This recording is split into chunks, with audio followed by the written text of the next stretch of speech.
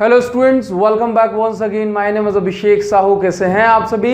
आज हम इस वीडियो में पढ़ने वाले हैं conversion of galvanometer into ammeter, conversion of galvanometer into voltmeter also. देखिए, वीडियो को स्टार्ट करने से पहले बहुत छोटी सी बात कहना चाहूंगा कि भाई जो स्टूडेंट्स आगे बढ़ चुके हैं और कमेंट सेक्शन में कह रहे हैं सर इलेक्ट्रोमैग्नेटिक इंडक्शन करा दो, इसके साथ साथ जो है अल्टरनेटिंग करंट स्टार्ट करा दो, तो उन सभी स्टूडेंट्स से कहना चाहूंगा कि ईएमआई हो चाहे अल्टरनेटिंग करंट हो, ऑप्टिक्स में कोई भी चैप्टर हो, सेमीकंडक्टर हो, डुअल नेचर ऑफ मैटर हो, कंप्लीट फिजिक्स क्लास 12 की चैनल पर अवेलेबल है। हर टॉपिक पर आपको वीडियोस मिल जाएंगी, है ना। मैग्नेटिज्म को भी हम 2-4 दिन में कवर कर देंगे, तो मैग्नेटिज्म भी चैनल पर अवेलेबल हो जाएगा। तो किसी भी चैप्टर में, किसी भी टॉपिक में आपको कोई प्रॉब्लम होती है तो आप यूट्यूब पर बस उस टॉपिक के नेम के बाद अभिषेक साहू लिख के सर्च कर देना। वो टॉपिक ऑलरेडी क्लास 12 के लिए अवेलेबल है, तो आपको परेशान होने की जरूरत नहीं है, ठीक है ना। चलिए, तो आज हम पढ़ने वाले हैं conversion of galvanometer into ammeter, ठीक है। तो बात करेंगे सबसे पहले कि गैल्वेनोमीटर क्या होता है, लेकिन मैं आपका टाइम वेस्ट नहीं करूंगा बिकॉज मैं जानता हूं कि आप जो है पढ़ करके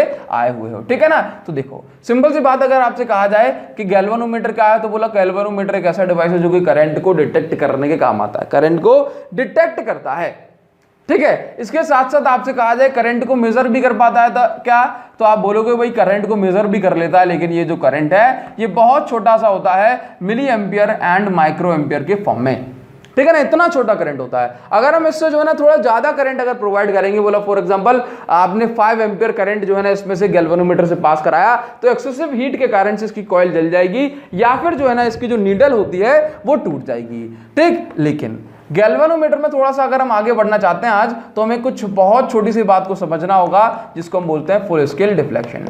फुल स्केल डिफ्लेक्शन का मतलब है कि जब कंप्लीट स्केल ये कवर हो जाए नीडल से, ठीक है ना, तो कितनी रीडिंग आपको शो होती है, वही है हमारी full scale deflection. For example यहां पे लिखा हुआ है कि भाई यहां पे लिखा हुआ है 0, इसके बाद 1 ampere, 2 ampere, 1 milliampere, 2 milliampere, 3 milliampere, और यहां तक आते आते ये लिखा हुआ है 10 मिली एम्पियर। तो ये 10 मिली एम्पियर ये मैक्सिमम मेजर कर सकता है, तो हम इसको बोलेंगे ये इसकी फुल स्केल डिफ्लेक्शन है। जब ये पूरी स्केल डिफ्लेक्ट हो जाती है तो ये maximum 10 milliampere current measure कर पाता है, ठीक है। तो देखिए, सिंपल सी बात, अगर आपसे कहा जाए गैल्वेनोमीटर से अगर 5 एम्पियर करंट आपने पास करा दिया, 10 एम्पियर करंट पास करा दिया, या फिर 100 एम्पियर अगर आपने पास करा दिया, तो ये इसको मेजर नहीं कर पाएगा। तो हमें गैल्वेनोमीटर में कुछ मॉडिफिकेशन करने पड़ेंगे, ताकि जो है ये गैल्वेनोमीटर हमारा एमीटर बन जाए, ठीक है। तो क्या करते हैं इसके लिए, फॉर एग्जांपल मैं आपको बताऊं कि ये हमारे पास एक गैल्वेनोमीटर है कुछ इस तरह से, ठीक है, और ये गैल्वेनोमीटर की है रेजिस्टेंस, जिसका नाम है G। G is the resistance of galvanometer ही है, ठीक है। नाउ यहां से देखो, मैंने कहा करंट यहां से पास हो रहा है कुछ इस तरह से, करंट यहां से पास हो रहा है कुछ इस तरह से, तो फिर क्या हो जाएगा भाई, इसमें तो आग लग जाएगी क्योंकि ज्यादा करंट है। चलिए, मैंने कहा कि मुझे जो है ना इस गैल्वेनोमीटर से 100 एम्पियर करंट को मेजर करना है, 100 एम्पियर करंट को। तो हम 100 एम्पियर करंट को आप जानते हो मेजर नहीं कर पाएंगे, तो हमने कुछ ऐसा दिमाग लगाया कि इसमें जो है कुछ ना कुछ ऐसा करना चाहिए कि करंट 100 एम्पियर से पास भी ना हो और हमें पता भी पड़ जाए कि इसमें 100 एम्पियर जो है करंट फ्लो हो रहा है। मतलब बात को समझे, हमें क्या पता करना है, हमें बस इतना पता करना है, हमें मतलब कुछ ऐसा अरेंजमेंट करना है कि इसमें से 100 एम्पियर करंट पास भी ना हो और जो है ना पूरा का पूरा करंट हम मेजर भी कर ले, मतलब सांप भी मर जाए और लाठी भी ना टूटे, ठीक है ना। तो इसके लिए क्या किया जाता है कि इस गैल्वेनोमीटर के पैरेलल में एक बहुत ही लो रेजिस्टेंस वायर लगाया जाता है। क्या, एक ऐसा वायर यहां पे कनेक्ट किया जाता है जिसकी रेजिस्टेंस बहुत ही ज्यादा लो होती है। देखो, रेजिस्टेंस को की वैल्यू को चेंज करना, रेजिस्टेंस की वैल्यू में अपने हिसाब से चेंजेस करना, ये हमारे हाथ में होता है, बिकॉज हम जानते हैं कि अलग अलग मटेरियल अगर आप यूज करोगे तो आप रेजिस्टेंस की वैल्यू को आप कम ज्यादा कर सकते हो, ठीक है ना। इसके साथ साथ जो है ना आप लेंथ को अगर आप कम ज्यादा, क्योंकि हम जानते हैं कि भाई रेजिस्टेंस लेंथ पे डिपेंड करने वाली है, रेजिस्टेंस जो है आपके एरिया पे डिपेंड करने, एरिया ऑफ क्रॉस सेक्शन पे डिपेंड करने वाली है, रेजिस्टेंस उस मटेरियल पे डिपेंड करने वाली है ना। तो देखो, तो सिंपल सी बात, हम किसी भी वायर की रेजिस्टेंस को अपने अकॉर्डिंग यूज कर सकते हैं, ठीक है। नाउ तो मैंने कहा कि यहां पर क्या लगाया जाएगा, इस गैल्वेनोमीटर के पैरेलल में एक लो रेजिस्टेंस वायर, और इस लो रेजिस्टेंस वायर को हम बोलते हैं शंट। क्या बोलते हैं, इस लो रेजिस्टेंस वायर को हम बोलते हैं शंट।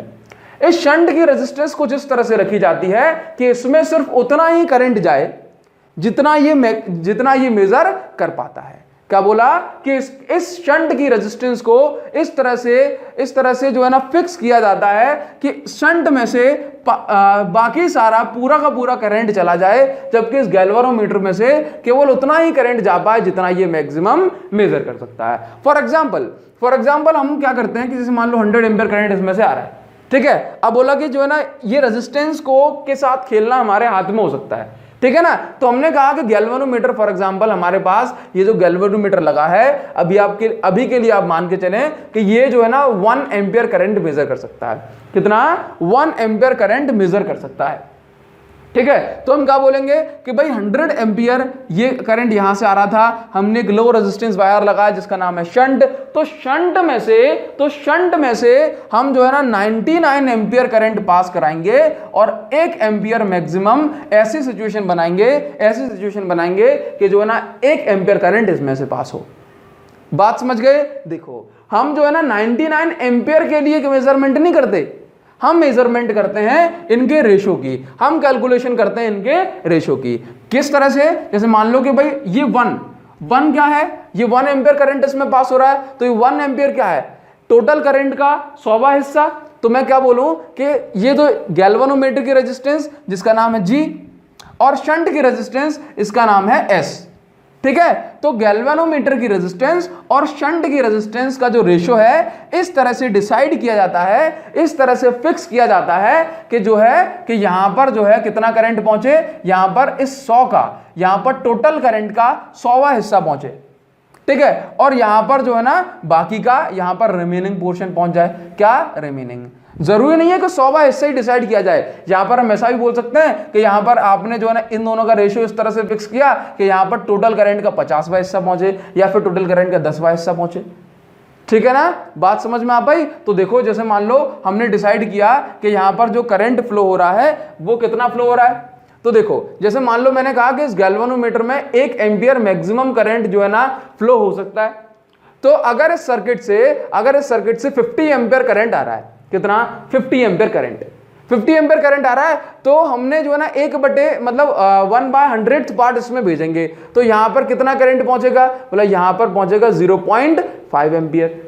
0.5 एम्पीयर पहुंचेगा नहीं पहुंचेगा? जरा सोच के देखो। तो जैसे ही हमने करंट, जैसे मान लो हमने डिसाइड कर लिया था इन दोनों का रेशो कुछ इस तरह से, मतलब इसका जो रेशो हमने रेजिस्टेंसेस का रेशो कुछ इस तरह से डिसाइड किया कि ऊपर वाले में पहुंचेगा 100वां हिस्सा, ठीक है। इसके बाद कितना भी करंट हमें मेजर करना हो, गैल्वेनोमीटर ने अगर दिखा दिया 0.5 एम्पीयर तो हम समझ जाएंगे कि इसमें आ रहा है टोटल सर्किट का 100वां हिस्सा, मतलब मेन सर्किट में जो करंट फ्लो हो रहा है ओवरऑल कितना हो रहा है? 50 एम्पीयर, ठीक है। इसी तरह से अगर मान लो कि भाई यहां पे जो है 10 एम्पीयर करंट इसमें फ्लो हो रहा है, ठीक है। अब इस गैल्वेनोमीटर में जो है रीडिंग दी कितनी? 0.1 एम्पीयर। ऑल्दो इसमें 1 एम्पीयर मैक्सिमम करंट जा सकता था, लेकिन जो है ना हमने सेटिंग किस तरह से की दोनों रेजिस्टेंसेस की कि इसमें केवल 100वां हिस्सा पहुंचे, ठीक है ना। तो यहां पे कितना शो करेगा? मतलब हमें तो किसमें दिखेगा? हमें दिखेगा भाई गैल्वेनोमीटर में 0.1 एम्पीयर। अब ये चीज हम जानते हैं कि हमने इन दोनों की रेजिस्टेंसेस का जो रेशियो है कुछ इस तरह से रखा हुआ है कि इसकी रेजिस्टेंस इसकी कंपैरिजन में मतलब ऐसे रखी गई कि इसमें केवल 100वां हिस्सा पहुंचेगा। तो अगर गैल्वेनोमीटर में 0.1 एम्पीयर दिख रहा है तो फिर हम जान जाएंगे कि ओवरऑल सर्किट में कितना है? 10 एम्पीयर करंट है।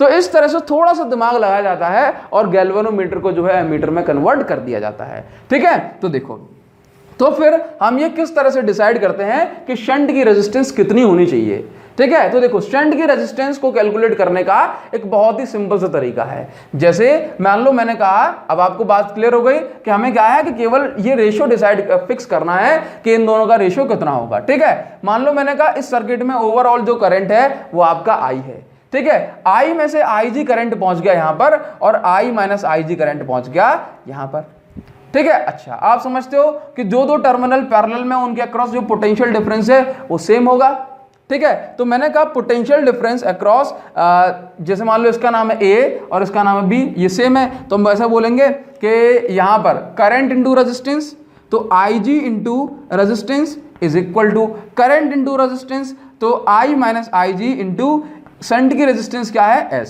क्लियर है? तो अगर मुझे शंट की रेजिस्टेंस कैलकुलेट करनी है तो यहां से किस तरह से हो जाएगी भाई, शंट की रेजिस्टेंस अगर कैलकुलेट करनी है तो ये हो जाएगी आपकी IG upon I minus IG into G is equal to S। Clear?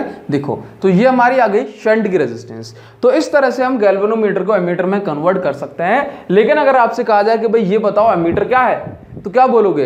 Ammeter जो है आपका लो रेजिस्टेंस गैल्वेनोमीटर है। आप बोल सकते हो एमीटर क्या? लो रेजिस्टेंस गैल्वेनोमीटर है। इसके साथ साथ आप ऐसे ही बोल सकते हो कि एमीटर शंटेड गैल्वेनोमीटर। क्या है? Shunted galvanometer. अच्छा, अगर हम बात करें इस गैल्वेनोमीटर की ओवरऑल रेजिस्टेंस की, ठीक है, तो ये रेजिस्टेंस ऐसा बोलूंगे भाई गैल्वेनोमीटर की ओवरऑल रेजिस्टेंस, या फिर हमारे इस कन्वर्टेड एमीटर की जो है ना ओवरऑल रेजिस्टेंस के बारे में बात करूं। देखो तो गैल्वेनोमीटर की रेजिस्टेंस G, शंट की रेजिस्टेंस S, ये दोनों किसमें है? पैरेलल में, ठीक है ना। तो ये कितना हो जाएगा भाई? GS upon G plus S। समझ गए? इन दोनों की जो इक्विवेलेंट, मतलब इस पूरे सिस्टम की जो इक्विवेलेंट रेजिस्टेंस होगी, हमेशा याद रखना कि शंट की रेजिस्टेंस से कम होगी, शंट की रेजिस्टेंस से भी कम होगी। तो जब भी आपको, जैसे ये क्या है भाई, effective resistance of this ammeter, ठीक है ना। तो आपसे पूछा जाए कि जो हमारा एमीटर होता है उसकी आइडियल रेजिस्टेंस कितनी होती है, तो एमीटर की आइडियल रेजिस्टेंस हमेशा याद रखना 0 होती है। कितनी? या फिर ऐसा बोलें कि आइडियल एमीटर की जो रेजिस्टेंस होती है वो 0 होती है। लेकिन ये जो है ना, ये पॉसिबल नहीं है कि किसी भी जो डिवाइस की जो रेजिस्टेंस है वो ऑलमोस्ट 0 हो जाए, ठीक है ना। बात समझ में आ पाई आपको? तो इस तरह से हम गैल्वेनोमीटर को एमीटर में कन्वर्ट करते हैं और ये इसकी इफेक्टिव रेजिस्टेंस होती है जो कि शंट रेजिस्टेंस से भी छोटी होती है। क्लियर है? नाउ अब देखो, इसके बाद हम देखेंगे भाई गैल्वेनोमीटर को किस तरह से वोल्ट मीटर में कन्वर्ट किया जाता है। बात समझ में आ गई आपको? चलिए देखो हमें मेजर करना था करंट, तो हमने इस तरह से कर लिया। लेकिन अगर हमें मेजर करना है वोल्ट, तो हम वोल्ट को किस तरह से मेजर करेंगे? इसमें जो है ना बहुत छोटा सा रूल है, बहुत छोटा सा रूल।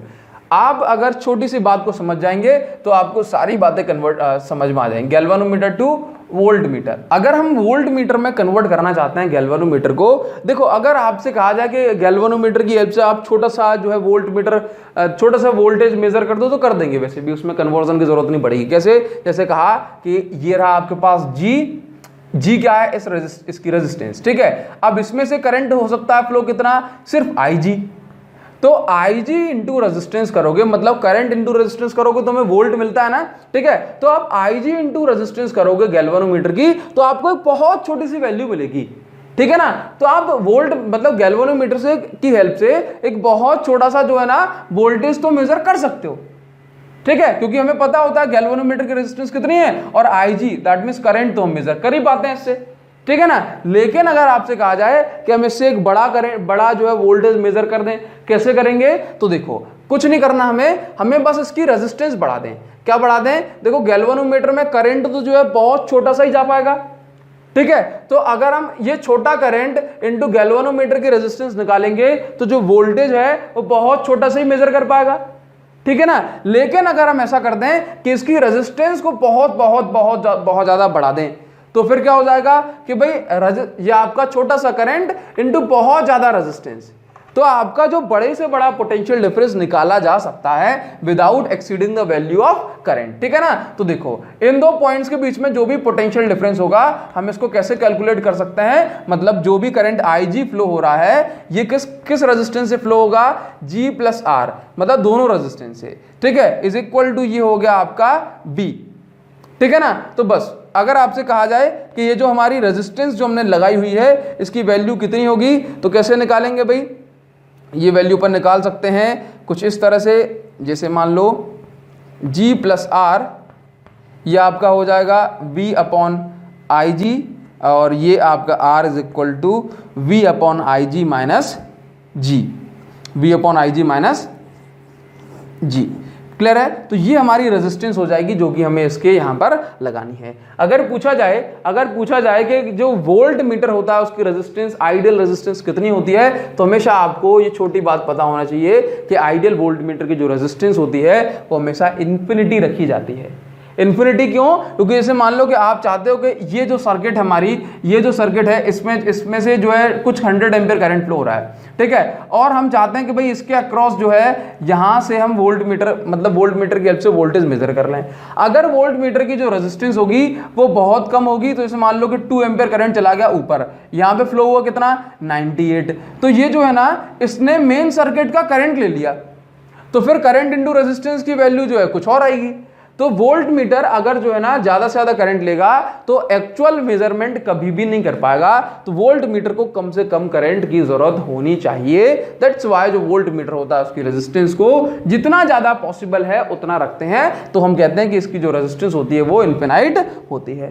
क्लियर है? अगर हम कहें कि भाई ये G+R की जो वैल्यू होती है, ठीक है, ये जो इसकी इफेक्टिव रेजिस्टेंस है, ये जो वोल्ट मीटर की, दैट मीन जो गैल्वेनोमीटर जो कन्वर्ट हुआ है इसमें, इसकी जो इफेक्टिव रेजिस्टेंस है ये काफी ज्यादा होती है हमारी किस रेजिस्टेंस से, जो हमने वायर इसमें यूज किया है, जो हमने वायर इसमें यूज किया है। बात समझ में आ गई आपको? तो इस तरह से हम कन्वर्ट कर सकते हैं गैल्वेनोमीटर को into ammeter and voltmeter. I hope आपको ये सारी बातें समझ में आई होंगी। नेक्स्ट लेक्चर में हम करेंगे इसके काफी सारे न्यूमेरिकल्स। आप मुझे कमेंट सेक्शन में लिख के बताएंगे तो मुझे काफी हेल्प मिलेगी, ताकि एक लेक्चर में थोड़ा सा जो है ना मजा आता रहता है कि कम से कम कुछ स्टूडेंट्स देख रहे हैं। तो बस यही बात कहना चाहूंगा कि भाई जो भी स्टूडेंट्स देख रहे हैं वो कमेंट करके जरूर बताएं, अभी ना बता पाओ बाद में कमेंट जरूर करना। तो मिलते हैं आपसे नेक्स्ट वीडियो में, तब तक के लिए thank you so much, thanks a lot, मिलते हैं नेक्स्ट वीडियो में।